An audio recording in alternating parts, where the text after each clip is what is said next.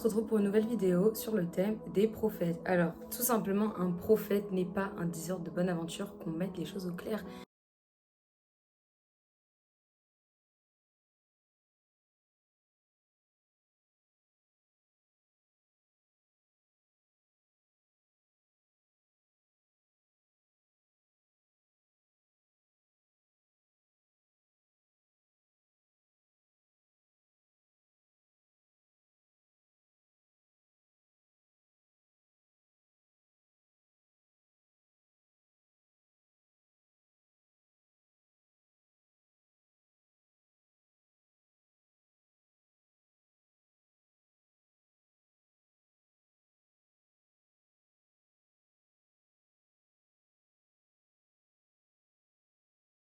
Tout simplement, le prophète, c'est quelqu'un qui a eu une rencontre, une expérience, voilà, avec le Seigneur de manière surnaturelle, extraordinaire et très intime surtout, et qui veut mener les autres vers ce Dieu qu'il connaît.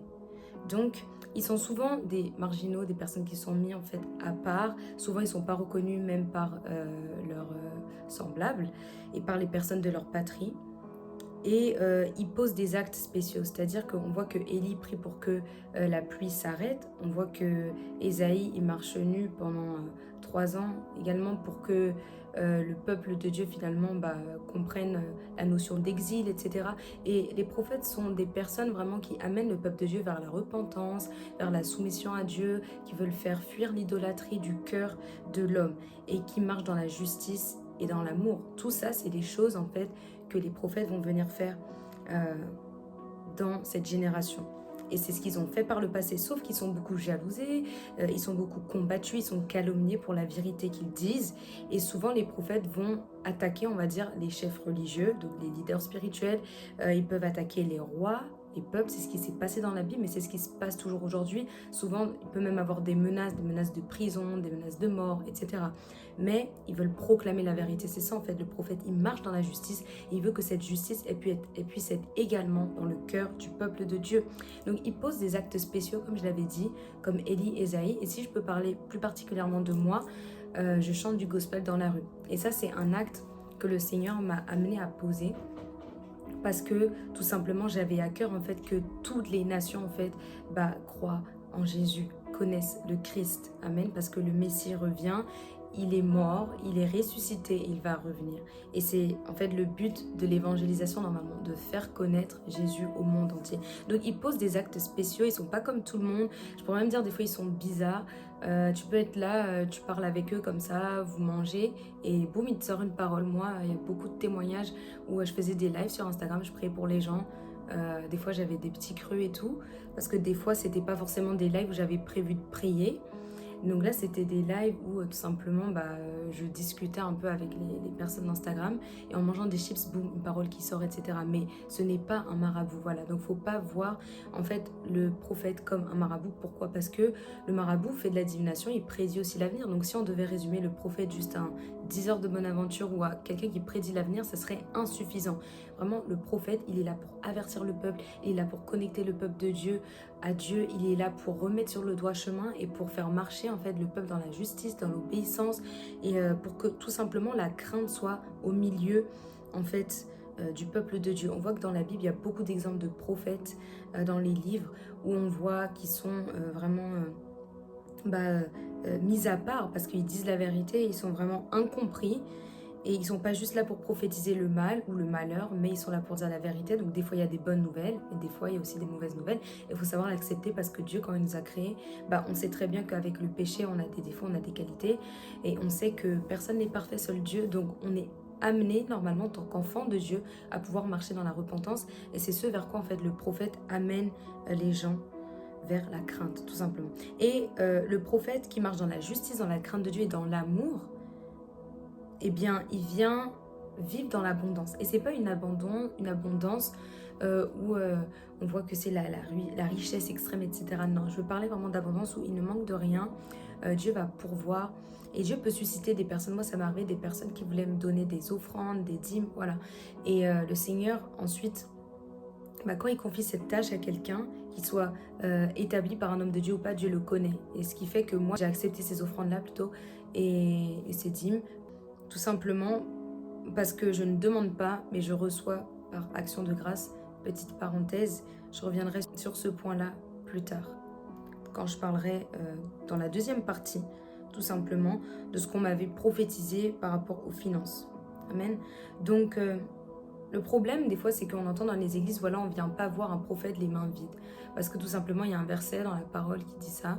Mais il ne faut pas utiliser les versets en fait, de l'Ancien Testament pour les appliquer de manière littérale dans le Nouveau Testament. Pourquoi? Parce que, en fait, c'est pas que c'est plus d'actualité, mais c'est juste qu'on a tous le Saint-Esprit et Dieu ne passe pas juste maintenant par un prophète ou par, voilà, un chef religieux ou un grand prêtre, etc., pour parler à son peuple. Mais on a tous le Saint-Esprit, donc on a le discernement, on a la sagesse en nous qui nous permet en fait de comprendre la pensée de Dieu. Surtout qu'au travers de sa parole, elle va nous être révélée par le Saint-Esprit. Donc tu n'es plus obligé de demander à tel homme de Dieu ou telle femme de Dieu de prier pour toi, parce que toi-même, quand tu pries, Dieu peut te donner des paroles, des encouragements, il peut te donner en fait la révélation, tout simplement le réma. Et tu peux être prophétique parce qu'il a déposé son esprit sur toute chair en cette fin des temps. Donc voilà, le prophétique et le prophète, plus concrètement, c'est pas quelqu'un qui vient juste prophétiser, parce que si ça s'arrêtait à là, en fait, ça voudrait dire qu'il n'y a pas de différence entre le royaume de Satan et le royaume de Dieu. Quelqu'un qui prophétise, en fait, s'il n'a pas le cœur de Dieu, il peut appartenir au royaume des ténèbres. Pourquoi? Parce qu'on voit des marabouts qui pratiquent la divination. Est-ce que pour autant ils connaissent Jésus? Est-ce que pour autant ils font le bien? Est-ce que pour autant ils vivent dans la justice, dans la crainte? Non.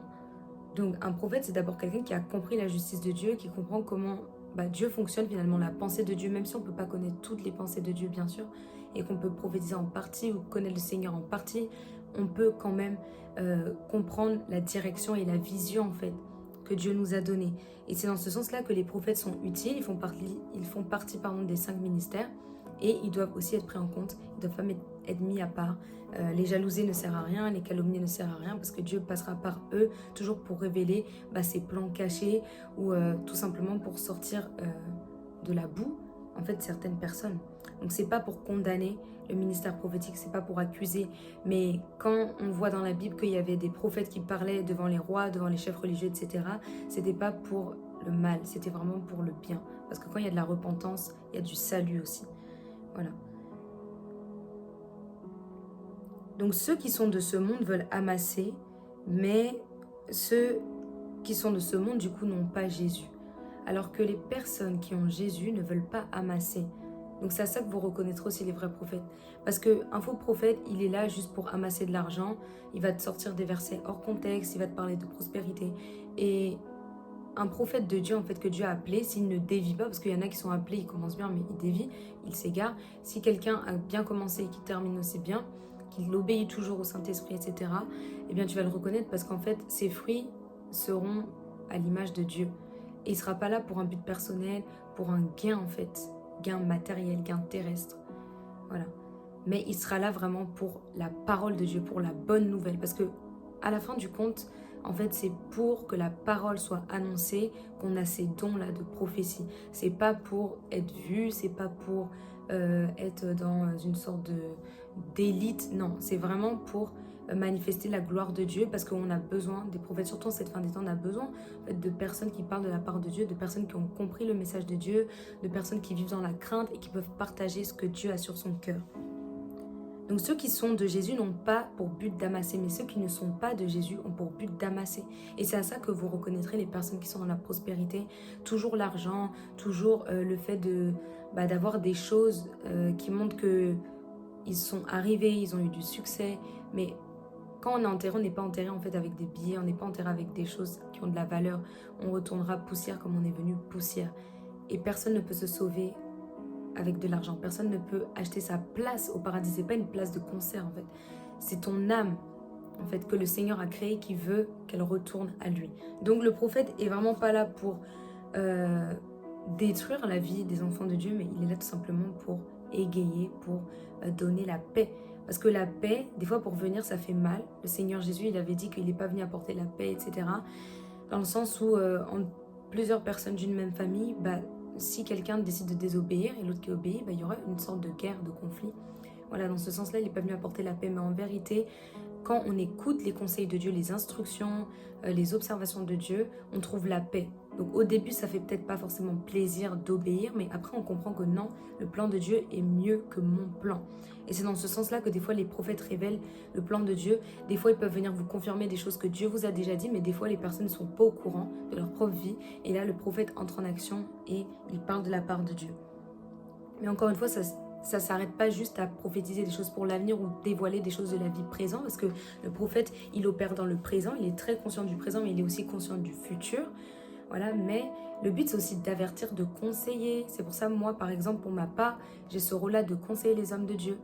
Et j'ai ce rôle vraiment de marcher dans la sanctification. Il faut savoir qu'un jour, quand je demandais mon appel à Dieu, j'avais aussi reçu, à part le chant, etc., et le fait de prêcher, j'avais reçu le fait de servir dans la sanctification. Et je ne comprenais pas parce que j'ai dit au Seigneur, voilà, je sais que c'est Pasteur Marcelo qui prêche la sanctification. Et j'ai dit au Seigneur, moi je ne m'appelle pas Marcelo Tonassi, je m'appelle Grace Giraldini. Donc j'aimerais savoir mon appel. Et là le Seigneur me parle, non, vraiment c'est la sanctification. Et c'est aujourd'hui que je comprends vraiment le rôle de la sanctification dans la marche chrétienne et surtout dans le ministère prophétique du coup, vu que c'est le thème de cette vidéo, parce que c'est lié. Il n'y a pas de ministère prophétique sans sainteté. On doit vraiment marcher avec les deux, parce que si tu as le prophétique, tu vis dans le péché, il faut savoir que ton don il peut opérer, mais aux yeux de Dieu, t'es pas pur en fait. T'es pas pur, tu as des tâches et il faut corriger en fait ces choses-là qu'il veut corriger avec toi. Donc par exemple, si tu es prophète, mais tu vis dans l'impudicité, tu es prophète, mais tu es dans l'amour de l'argent, tu es prophète, mais tu vis dans la jalousie, bon, je vais pas tout citer, mais c'est important, où tu vis pas dans l'amour, c'est important en fait de vraiment s'examiner dans sa marche. Parce qu'on peut parler de la part de Dieu, mais pour autant avoir une vie qui n'est pas en accord avec la parole de Dieu. C'est pour ça qu'on verra des prophètes, des prophétesses qui ont une bouche qui sort du venin, une bouche qui calomnie, une bouche qui combat d'autres prophètes. Parce que quand je parle de venin, je parle de personnes des fois qui peuvent m'avoir prophétisé des choses, comme quoi j'allais avoir une grande destinée, etc. Mais qui par la suite, quand on leur révèle des choses, finalement, on leur dit les choses de manière cash, qui préfèrent en fait commencer à calomnier, à menacer, voilà, alors que c'est eux-mêmes qui avaient prophétisé des choses sur la vie de ces personnes-là. Donc pour ma part, moi, je me sens pure, je n'ai pas à me reprocher quoi que ce soit par rapport aux vidéos que j'avais faites précédemment. Pour ceux qui ne les ont pas vues, allez les voir, parce que c'est très important d'ouvrir les yeux. Et je pense que en tant que prophète, si moi-même quelqu'un venait me dire, grâce t'as péché, t'as fait ceci, cela, je serais prête pour accepter en fait cette vérité, parce que quand on nous dit la vérité, on n'est pas censé être frustré, on n'est pas censé être mal à l'aise, on est censé en fait reconnaître notre péché, parce que c'est la repentance qui mène au salut. Donc, comme je le disais, voilà, le prophète a plusieurs rôles et le ministère prophétique est lié à la sainteté. Il y a beaucoup de choses que j'évoquerai aussi, je pense, par la suite dans le cadre d'une autre vidéo, parce que je compte faire une suite, donc je vais m'arrêter là par rapport au prophète, mais retenez que vraiment le prophète n'est pas un diseur de bonne aventure. On a aussi ce phénomène dans l'église, Can I prophesy? Donc moi j'aime beaucoup cette phrase parce que je trouve ça drôle, mais au-delà de ça, c'est un sujet très sérieux. Cette phrase, finalement, pour certaines personnes, elle veut dire en fait, prophétise sur ma vie, commence à parler comme si c'était une moquerie aux yeux en fait c'est comme si on se moquait de Dieu, c'est comme si ça devenait un jeu, c'est comme si c'est de la rigolade. On prophétise pas sur commande, ça doit pas être quelque chose qui se fait comme ça sans que Dieu n'ait parlé. Dieu doit t'avoir parlé au préalable pour que tu puisses parler. On doit pas ouvrir la bouche sans que Dieu nous ait ordonné en fait d'ouvrir notre bouche. C'est pour ça on ne doit pas dire ni plus ni moins. Amen. Donc la deuxième partie de cette vidéo, c'est juste par rapport au fait que l'homme de Dieu Cospiel en fait m'avait prophétisé justement que j'allais avoir les finances, etc. Et je comprenais pas, parce qu'à cette époque, j'étais vraiment dans la pauvreté. Je me disais, Dieu, c'est pour dans 2 ans, si tu me prophétises ça, c'est loin. Hein, parce que là, pour l'instant, je vois pas ces finances-là. Mais j'ai cru à cette parole quand même. Mais j'attendais la promesse, Et je l'ai vu ensuite arriver, vu que comme je vous ai dit, les gens s'aiment dans mon ministère, Dieu m'accompagne dans mon service, et il m'avait justement révélé que c'est juste mon service qui va faire que Dieu va me donner les finances. Voilà. Il m'avait dit ça, et cette parole, je l'ai reçue en moi. Bon, finalement, après, il m'avait combattu, ça, je ne vais pas revenir sur ça. Mais une des choses que j'aimerais dire par rapport à lui et par rapport même à d'autres personnes qui m'avaient parlé de mon appel, c'est le fait qu'il m'avait dit, en fait, que j'étais évangéliste. Et moi, à un moment, je lui ai dit, Bah, c'est bizarre parce que moi, je pensais que j'étais prophétesse. Dieu m'avait dit, j'étais prophétesse. Il dit, bah, ah ouais, bah, est-ce que t'aimes faire ceci? Est-ce que t'aimes faire cela? Est-ce que t'aimes faire ceci? Ça? Ok, ça veut dire que t'es pas ça. Est-ce que t'aimes ça? Est-ce que t'aimes ça? Est-ce que t'aimes ça? Bon, ok, c'est pas le ministère de docteur. T'aimes faire ceci? T'aimes faire cela? Ok, c'est pas le ministère de pasteur. Il a fait ça par élimination. J'étais quand même choquée. Euh, Parce qu'on peut pas, en fait, résumer l'appel de Dieu à des choses qu'on aime et qu'on n'aime pas. En fait, on ne choisit pas son appel. C'est Dieu qui nous donne cet appel. Moi, j'ai pas choisi d'être prophétesse, c'est Dieu qui me l'a donné. J'ai pas prié pour prophétiser. Voilà, c'est Dieu qui m'a donné en fait cet appel de paître les brebis, de conseiller, d'avertir, d'exhorter, d'encourager, de chanter, de ministrer. Voilà, guérir les malades. Je vais pas tout citer. Voilà, mais c'est le fait en fait de dire que on pouvait choisir finalement en quelque sorte son appel. C'est ça que ça revenait à dire. Mais j'étais quand même dans le choc parce que je me disais que bah moi c'est pas ce que Dieu m'a dit déjà, lui me dit le contraire, non, c'est pas ça, toi t'es ceci, et il me disait aussi que Dieu attire à moi que des évangélistes. Donc, j'étais quand même étonnée parce que c'est pas parce que t'es évangéliste que bah, Dieu va attirer à toi que des évangélistes, et d'ailleurs maintenant il est pasteur, donc je sais pas qu'est-ce que la phrase serait si maintenant Dieu attire que des pasteurs à lui, bon voilà, donc c'est pour dire, il faut toujours examiner aussi les prophéties, hein, des fois qu'on vous dit, là c'était pas une prophétie, mais ça c'est une parenthèse, même si un prophète vous dit des choses, bah, vous devez quand même être convaincu et vous devez pouvoir confirmer. Maintenant, il y a des personnes qui sont dans le déni, ça c'est autre chose. Mais ce que je veux dire, c'est que des fois, les gens peuvent être impressionnés par le prophétique et dire ah oui, il m'a prophétisé ceci, cela. Donc tout ce qu'il dit est vrai. Non, le prophète peut se tromper, la prophétesse peut se tromper. Amen. Donc vérifiez toujours les paroles. Donc pour revenir à ce qu'il disait, le truc c'était que, en fait, bah, euh, pour lui, j'étais évangéliste. Donc oui, je fais un peu l'œuvre d'une évangéliste, mais mon appel, c'est prophétesse, Dieu me l'a révélé. Il m'a dit aussi de paître les brebis, donc ça serait une autre étape de ma vie. Voilà, donc toutes ces, et aussi chante, comme vous le savez, donc toutes ces choses-là ont fait que je me suis dit, bah c'est pas normal en fait de dire ça. Heureusement que moi, et je vous ferai en fait une autre vidéo sur la confiance en soi, sur le fait d'être convaincu de qui on est et de vraiment parler de l'identité en tant qu'enfant de Dieu. Parce que si j'étais pas convaincue de qui j'étais, je ne savais pas qui j'étais, on allait me dire bah t'es docteur, t'es pasteur, t'es diaconesse, t'es ceci, cela, j'allais y croire en fait bêtement, suivre comme un mouton. Mais heureusement que j'ai suivi la voix du Saint-Esprit, qui est beaucoup plus forte, qui dès le début m'a guidée pour faire des évangélisations, qui dès le début m'a amené à prêcher la parole, à chanter, à exhorter sur les réseaux sociaux, voilà, juste à donner le peu de connaissances que je connaissais à ce moment-là. Donc ne vous laissez pas intimider par les titres, ne vous laissez pas en fait bah avoir, si je peux dire ça comme ça, par les paroles de certaines personnes, parce que des fois les gens vous diront t'es ceci, alors que toi en réalité t'es autre chose. Et si tu vas dans le couloir que cette personne t'a dit que tu étais censé aller vers cette direction, en fait tu vas rater ton but en fait, tu vas rater ta destinée. Donc faut pas écouter parce que l'homme de Dieu a dit ouais Dieu m'a dit t'es prophétesse, Dieu m'a dit tu vas te marier avec un tel, Dieu m'a dit tu vas faire ceci cela, qu'il faut écouter. Non, il faut que vous puissiez en fait écouter la voix de Dieu et vraiment vous attacher à sa voix et pouvoir faire les choses de manière correcte, pas faire les choses pour être vu parce qu'on vous a promis un poste ou un titre. Non, moi on m'avait déjà dit des choses, proposé des choses comme je l'ai dit dans d'autres vidéos, mais j'allais pas les faire parce que ça venait pas de Dieu.